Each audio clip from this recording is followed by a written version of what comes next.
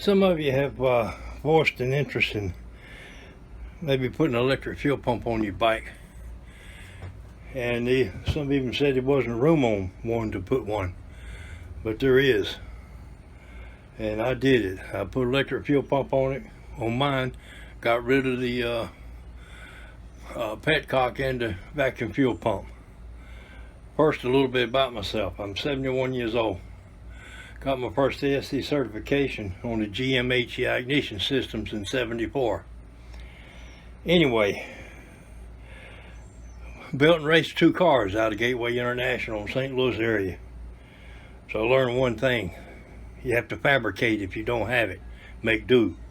Anyway, the problem was being 6 foot, 250 pounds, these small bikes weren't designed to haul my big ass around. So what was happening, I got a 2009 250 that I picked up back this past October, and up at highway speed, 65, 70 miles an hour, the carburetor would run out of gas. And I'd have to throttle back to say 40, 45 miles an hour until the carburetor filled back up. Then I could kick it back up to 65, but only for a few seconds, then I have to throttle back again. That's bullshit when you're out trying to ride around. Anyway, here's what I did.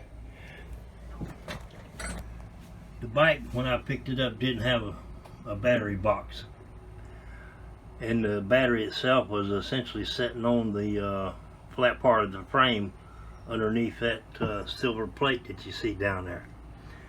I'll include photos of what I did. I put an 1/8 inch aluminum plate underneath the battery so the battery could sit on something, and also felt underneath the battery so it wouldn't be sitting on the metal. And as you can see, the fuel pump is sitting right there behind the battery.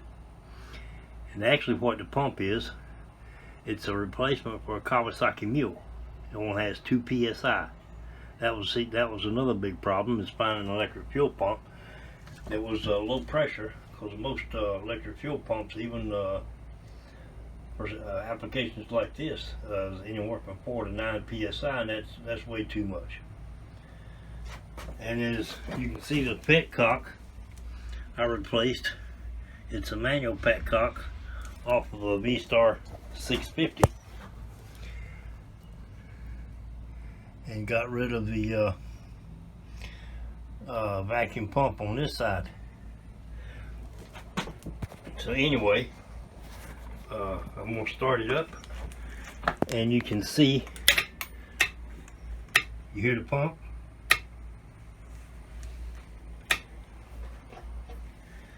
Here goes.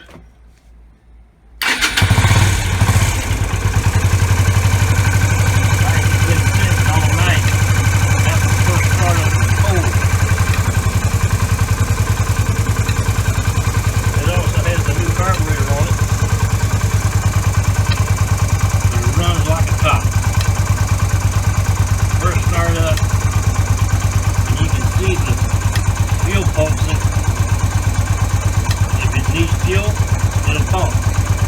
But if it doesn't, the pump essentially goes into idle. You have to tap into a hot wire from the ignition switch, which is what I did right here, so that you have, of course this is ground wire. The hot wire is right here, that I tapped into a wire that was coming from the ignition switch. It was only hot when the switch was on. Anyway, helps you out. I mean, you can see for yourself. It runs good. A couple of days ago I picked out on a 20-30 mile run. No issues.